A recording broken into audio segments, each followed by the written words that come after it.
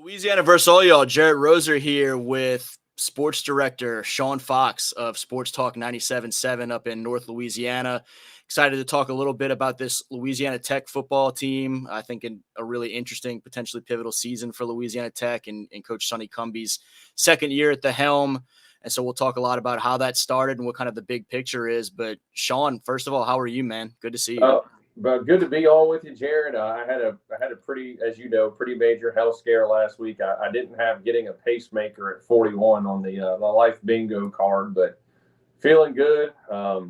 Look, got to take care of yourself. I thought I was taking care of myself. I need to take care of myself even better. But look, I feel good. I feel better at best I have in a long time. Excited. Listen, you've been on my show so many times. It's nice to return the favor and actually be on with you. I'm excited about it. Yeah, hopefully this is the first of many, and Please. Keeping up with you, yeah, with you, and what's going on up in the in that area of the state. And you're a guy that has been around that Louisiana Tech program for a long time and seen a lot of ups and downs there. Starting big picture, how significant is this season? What are the expectations? How important is it for, after a couple of down years, Sonny to get things going, taking some steps forward? Well, listen, it was, I've now gone, this is my 20th year on the air up here in North Louisiana. I've actually now I grew up in Mandeville, born in East Jefferson Hospital in Bettery. All my family still lives down there. So I still at heart, I'm a South Louisiana guy, but now this year at 41, I've actually lived more in North Louisiana than I have in South Louisiana. Just want to throw that out there for everybody who thinks everybody north of Alexandria is a bunch of but I've been around here 20 years and covering this team. Been on the air, and listen, I've seen the highs and I've seen the lows, and there was a pretty good stretch from Derek Dooley got Louisiana Tech back to a bowl game, the Independence Bowl, led by Philip Livis back in the day, and that kind of gave Tech a glimmer of hope because that was their first bowl game in a number of years. And of course, then they fell off, and he goes to Tennessee, and then Sonny Dykes comes in, establishes the program, one of the most exciting offenses in all of college football. He leaves, goes to Cal, didn't work there, but obviously things have worked out for Sonny after what he did at TCU last year. Then from Sonny to Skip, they had one down year, and then Skip had that thing pretty consistent where they were winning 9 or 10 ball games a year.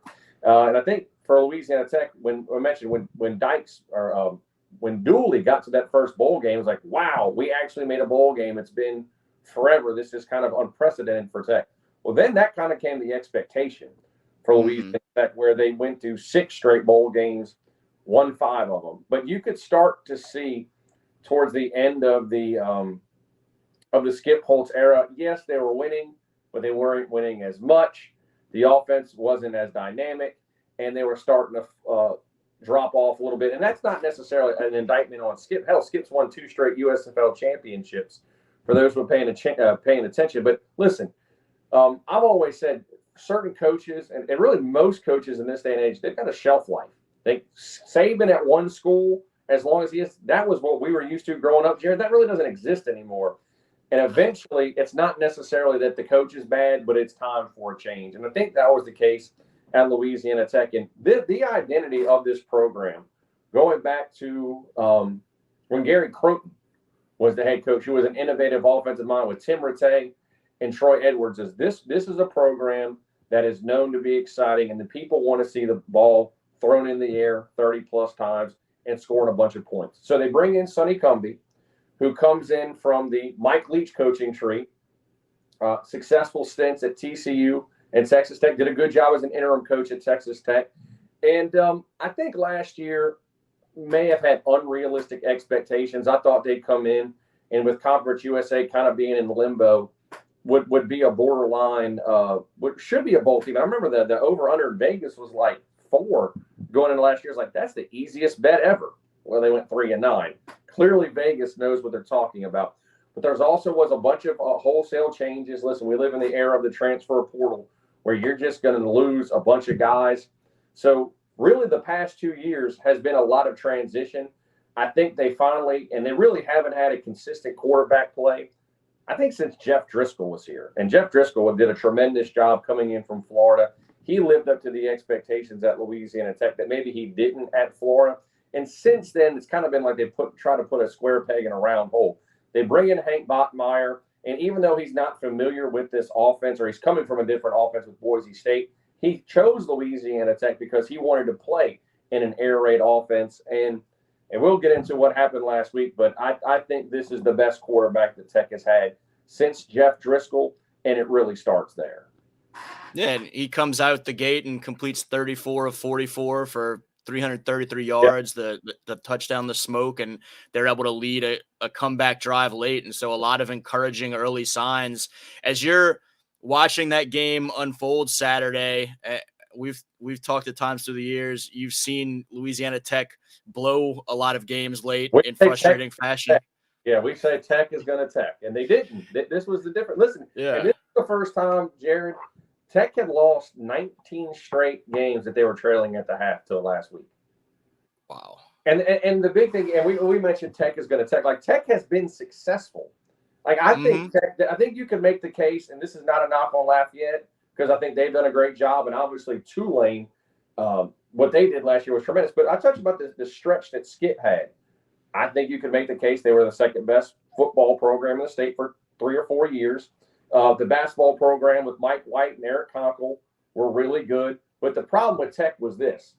I think at the G5 level, there would have been a lot of programs that would switch spots with them, but they would almost get to the top of the mountain. But right when they got there, they'd fall off. I mean, they've lost a number of conference championship games in football and in basketball. And it's like, even men and women's basketball recently, it's like, man, they're like that almost program. That's kind of what they were the last few years. And now the goal is to get back to that point, because there has been a fall off. I think last year, again, across the board, athletically, was probably the worst in a number of years, not just football. What has that been like? What's been the fan reaction? Because I agree with you, certainly, that in that stretch where Skip and company were not only getting the bowls, but winning all those bowls, they were at a nationally notable string of bowl victories. And so to see some lean years come as Billy Napier turns the Cajuns around, as Willie Fritz has a historic season with Tulane, what has just the energy been like from the fan base, and what do they need to see this year to feel, okay, we're heading back that right direction? That's a great question, Jared, and I think it's reflective. And I know it's not – I make this statement knowing that it was 100-plus degrees Saturday, so nobody wanted to tailgate. It was miserable. School is not in yet. But the only reason I'm saying this is because this isn't a one-game thing. Apathy had set in. And the crowds, quite frankly, haven't been good the last couple of seasons, not only because it's not just a win-loss record. I mentioned the slight fall off after Skip, or at the end of Skip's tenure. Yes, you were winning, but man, there were times I was in the press box and I was like, I'd rather watch potatoes boil, or frying, because this is boring football. And I'll admit, I left the game a couple times and watched it on TV and listened to it on the radio. It's like, this is boring. I mentioned what the identity of this program is. And I think this is kind of where we are with college football. You got a bunch of options now. I mean, one of the reasons that I don't go to as many games anymore is because as a college football fan, I want to watch everything. And when you are at one game, and you know this, Jared, because you go to them, when you're at one game, you're locked into that thing for 8 hours. And you're not watching much else that day. You're focused on that. And as a college football fan, I want to consume everything. So my point being is, you better be excited. If you want me there, yes, winning is the most important thing, but I want to be entertained. At the end of the day, it is entertainment. Entertain me. And I think Saturday was like, and I mentioned this on my show the other day, if it wasn't a team that I was covering, I probably would have turned the game off, because there was a big lull in the game when it got very, very boring. However, I did see enough flashes on Saturday from that offense to let me know by the time conference play kicked, and I know that was a conference game, but by October 1st, that this could be an offense that averages 30-plus points a game. So I did see enough snapshots of that to feel that way. And I do think if you do that and you win, people will come back into the stands. I won't run through, position by position, but just a couple of areas. Louisiana Tech, particularly during that that really good stretch, had a track record on the recruiting trail of landing some guys that I really liked and thought were underrated value guys that Skip and Joe Sloan and company identified and brought there and developed. Two of my favorites, Smoke Harris and Cyrus Allen, folks that aren't paying as much attention to what's going on in Ruston. How talented are those guys? How special can they be in this offense that Bachmeier's leading this season? Well, there's a reason they are the reason they won the game on Saturday. I'll start with Cyrus. Had a couple catches. I don't have his complete stats in front of me, but I do know this. We talk about winning plays. When you have to make a play, you do it at the end of the game. After Tech had missed a field goal, FIU got the ball back with about 2.5 minutes left. First down, they get stopped at the line of scrimmage. On second down, they get a 9-yard run. So they got a 3rd and 1. Tech's got no timeouts left. If they get a first down, the game's over. But Tech gets a stop. So they get the ball back.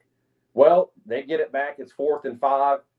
Hank Bachmeier hits Cyrus Allen for a first down that keeps the drive alive, and Tech goes back to win. And I thought Smoke Harris, listen, I was probably standing next to you in the Superdome when Smoke Harris went off against Richwood at West Feliciana.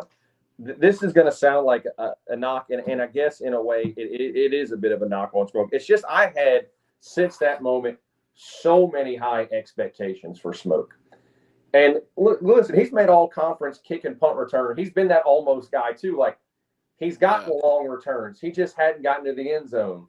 He's made some plays on offense. But again, my expectations have been high. I've called Smoke a tease. I thought Saturday was the best game that Smoke Harris has ever played in a Louisiana Tech uniform.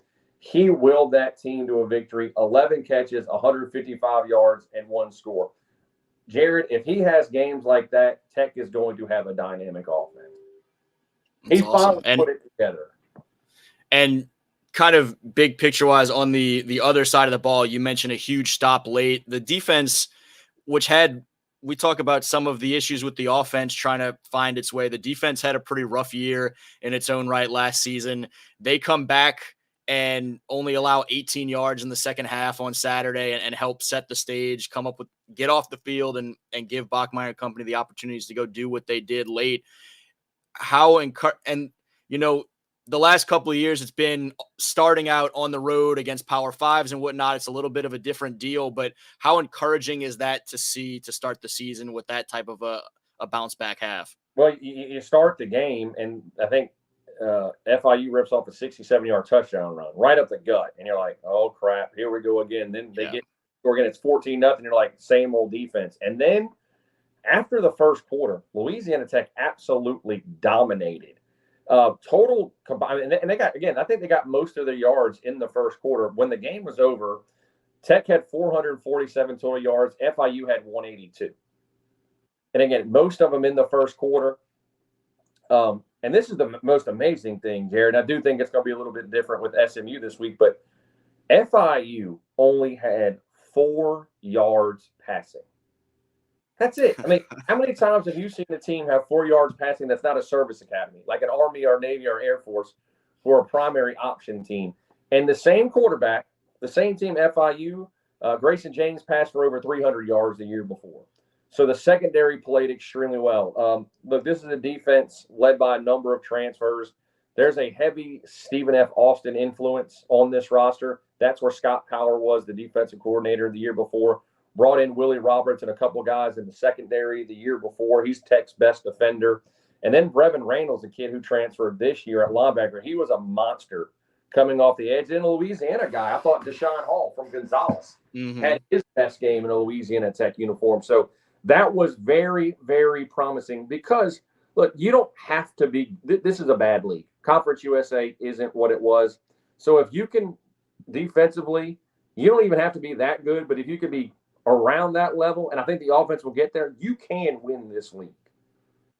So you sound at least cautiously optimistic that this is a nice step forward season. And again, I believe in Hank Bachmeier. I do think this offense is going to continue to get better. Clearly, the defense showed some. Again, they made a winning play when they didn't have to. These are games that Tech's lost the last 2 years, and Jared, honestly, it's kind of an indictment of where the league is right now too. just Conference USA, quite frankly, is, and I wish it wasn't that way. And I know a lot of the things they can't control, but it's one of the worst in college football right now. Yeah. Sean, I appreciate you, man. I will actually get this posted today. And so if you want to tell folks to kind of what to watch on watch for or listen for on your show today or tomorrow or everything heading into this weekend with that SMU game, go ahead. I'll absolutely do it, man. Thank you for having me. It's like I said, you've been so kind to us, and we'll get you on with us soon. And anytime you need me, you know I'm here for you. Likewise, man. Always a pleasure. Appreciate you, pal. See you. Appreciate you. Again, he's Sean Fox, the sports director up at Sports Talk 97.7 in North Louisiana. For Louisiana versus all y'all, Jared Roser.